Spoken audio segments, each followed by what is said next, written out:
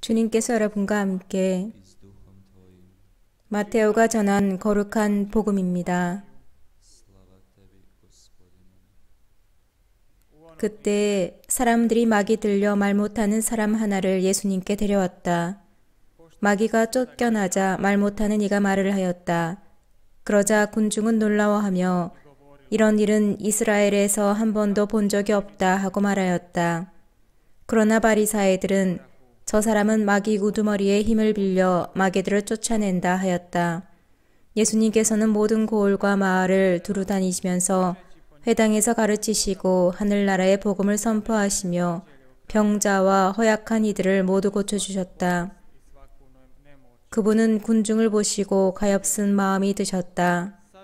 그들이 목자 없는 양들처럼 시달리며 기가 꺾여 있었기 때문이다. 그래서 제자들에게 말씀하셨다. 수확할 것은 많은데 일꾼은 적다. 그러니 수확할 밭의 주인님께 일꾼들을 보내주십사고 청하여라. 주님의 말씀입니다. Slava tebi, Kriste.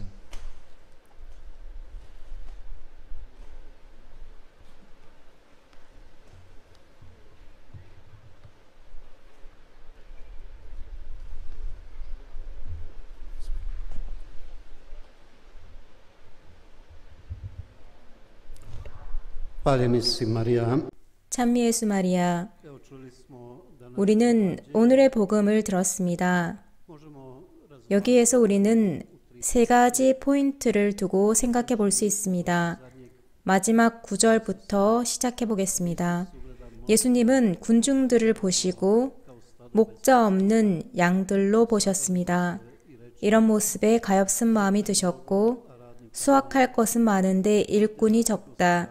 그러니 수확할 밭의 주인님께 일꾼들을 보내주십사고 청하여라 라고 하셨습니다.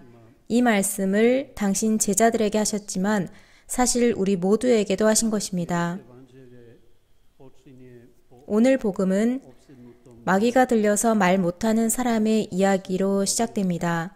예수님께서 이 사람을 해방시켜 주셔서 마귀가 쫓겨나고 이 사람이 말을 하기 시작합니다. 저는 말을 하지 못하는 것에 대해서, 우리 각자가 말을 하지 못하는 것에 대해서 말해보고자 합니다. 우리는 수확할 밭의 주인님께 일꾼을 보내달라고 청해야 합니다. 그런데 기도하는 것, 청하는 것뿐만 아니라 하느님께서 당신의 밭에 일꾼을 보내실 때 하느님의 부르심을 받아들이는 것도 우리는 해야 합니다. 사실 예외는 없습니다. 세례성사를 통해서 우리 모두는 하느님의 사랑을 증거하라고 부르심을 받았습니다. 온 세상에, 그리고 우리가 만나는 모든 사람들에게 이것을 증거해야 됩니다. 세례성사를 통해서 우리는 하느님의 복음을 선포할 의무와 책임이 있다는 것을 알아야 합니다. 제가 강조하고자 하는 부분이 이것인데요. 우리의 영적인 무언, 영적으로 말을 하지 못하는 것을 말하고자 합니다. 우리는 제때에 정확히 어떤 말을 해야 할지 모를 때가 많습니다. 예를 들어서 욕을 하거나 험담을 하고 저주 섞인 욕설을 퍼붓는 사람과 함께 했을 때 우리는 무슨 말을 해야 할지 모를 때가 많습니다. 이런 순간에 어떻게 행동해야 할지 모른다면 사도들과 또 사도들을 이어서 살았던 사람들이 행했던 것을 어떻게 선포하겠습니까?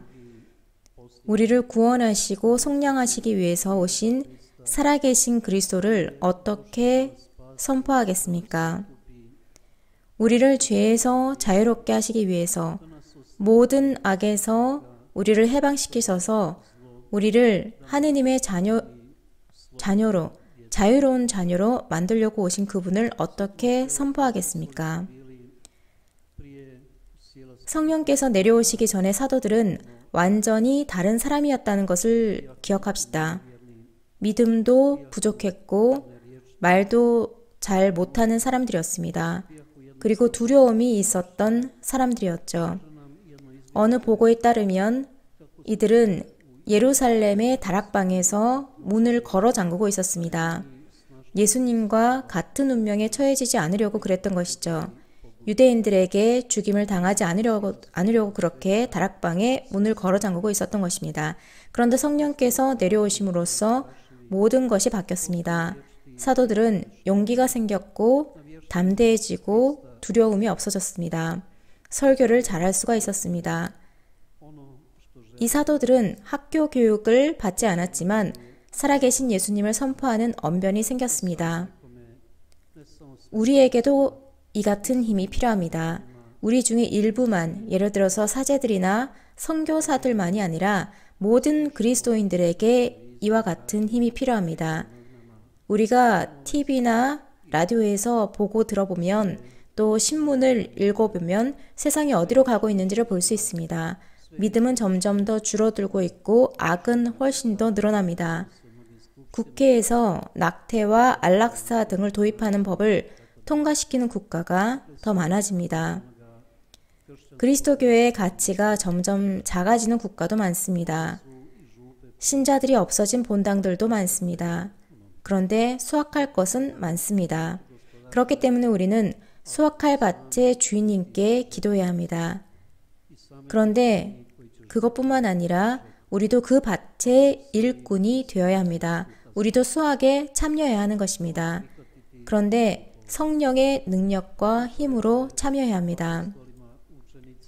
우리는 하느님의 부르심을 받아들여야 합니다. 예수님은 사도들, 제자들에게 세상 곳곳으로 가라고 하셨습니다. 사실 우리 모두에게도 그렇게 말씀하시는 것입니다. 세상으로 나가서 하느님의 전능하신 업적을 선포하고 하느님의 권능과 하느님의 사랑, 모든 사람들을 위한 하느님의 구원의 메시지를 선포해야 합니다. 하느님의 권능과 힘이 우리와 함께 할 것입니다. 기적, 치유, 해방을 주는 권능, 그리고 예수님께서 말씀하시는 모든 힘이 우리와 동행할 것입니다. 그런데 우리는 그것을 받아들여야 합니다. 우리 모두는 각자 능력에 따라서 그것을 받아들여야 합니다. 모든 사람들이 모든 것을 두고 떠나서 세상 끝까지 가라는 부르심을 받지는 않았을 것입니다.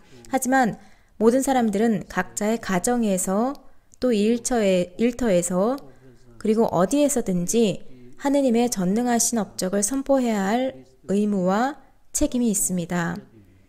살아계신 그리스도만이 우리의 모든 문제와 어려움의 해결책을 주시고 그분만이 참 평화를 주실 수 있다는 것, 또 그분만이 참된 영생과 영원한 기쁨을 주신다는 것을 선포해야 합니다.